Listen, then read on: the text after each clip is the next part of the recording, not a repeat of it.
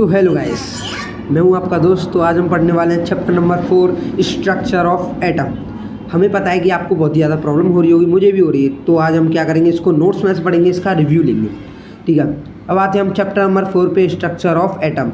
जो एटम होता है उसका क्या स्ट्रक्चर होता है। जो एटम होता है वो बीच में एक न्यूक्लियस कंटेन करके रखता है। उसके आउटर में क्या होती है, थोड़ी रिंग्स टाइप का स्ट्रक्चर बना हुआ होता है जिसमें इलेक्ट्रॉन्स प्रेजेंट रहते हैं। अब हम पढ़ लेते हैं अपने नोट्स में से। Atoms are made up of 3 सब एटमिक पार्टिकल्स। अब इसमें बोला गया है जो एटम होते हैं वो 3 सब एटमिक पार्टिकल्स से बने हुए होते हैं। पहला होता है इलेक्ट्रॉन, दूसरा होता है प्रोटॉन और तीसरा होता है न्यूट्रॉन। ठीक है, electron E R negatively charge. जो इलेक्ट्रॉन्स होते हैं वो नेगेटिवली चार्ज होते हैं, जो प्रोटॉन्स होते हैं वो पॉजिटिवली चार्ज होते हैं, और जो न्यूट्रॉन्स होते हैं, आपने सुना होगा कि न्यूट्रल चार्ज। न्यूट्रल चार्ज से क्या मतलब जीरो, तो वो यहाँ पे न्यूट्रॉन्स ही है। न्यूट्रॉन्स जो होते हैं उनके पास जीरो चार्ज होता है, लेकिन उनका कुछ ना कुछ मास रहता है न्यूट्रॉन्स का।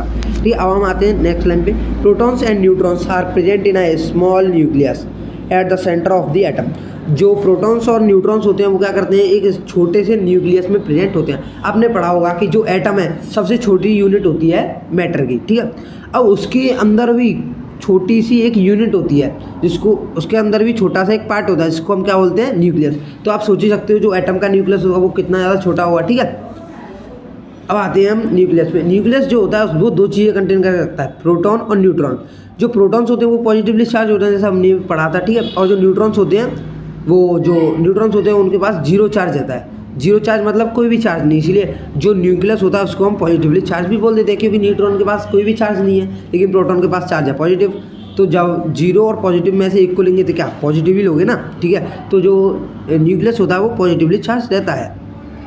Electrons revolve around the nucleus in a circular path. जो इलेक्ट्रॉन्स होते हैं वो सर्कुलर पाथ में न्यूक्लियस के चारों ओर घूमते रहते हैं। जो जिस ऑर्बिट, जैसे कि आपने देखा होगा जो प्लैनेट्स होते हैं ऑर्बिट में घूमते हैं, इसी तरह जिस रिंग में जो इलेक्ट्रॉन्स घूमते हैं उन्हीं को बोलते हैं ऑर्बिट्स या फिर सेल्स। आपने पढ़ा होगा K shell, L shell, M shell, N shell. ठीक है, अब हम आते हैं नेक्स्ट लाइन पे। An atom is electrically neutral, I it has no charge. This is because the number of electrons and protons in atom are equal. ठीक है, अब हम देखते हैं जो एटम है वो क्या होता है, न्यूट्रल होता है। न्यूट्रल का क्या मतलब होता है, उसमें जितने इलेक्ट्रॉन होंगे उतने ही प्रोटॉन होंगे। ठीक है, तो इसमें क्या है, जैसे कि अब हमें पता है कि जो एटम है न्यूट्रल है, तो उसमें क्या है, ऐसा तो है ही नहीं कि पूरे में न्यूट्रॉन प्रेजेंट होंगे, ऐसा तो हो ही नहीं सकता। ठीक है, तो उसमें क्या क्या प्रेजेंट होगा, न्यूट्रॉन भी, वो इलेक्ट्रॉन भी होगा, प्रोटॉन भी होगा। ठीक है, अब जो इलेक्ट्रॉन प्रोटॉन होंगे अगर जब इक्वल नंबर में होते हैं तभी तो कोई भी चीज़ न्यूट्रल हो सकती है। तो जो एटम होता है वो न्यूट्रल ही होता है, उसमें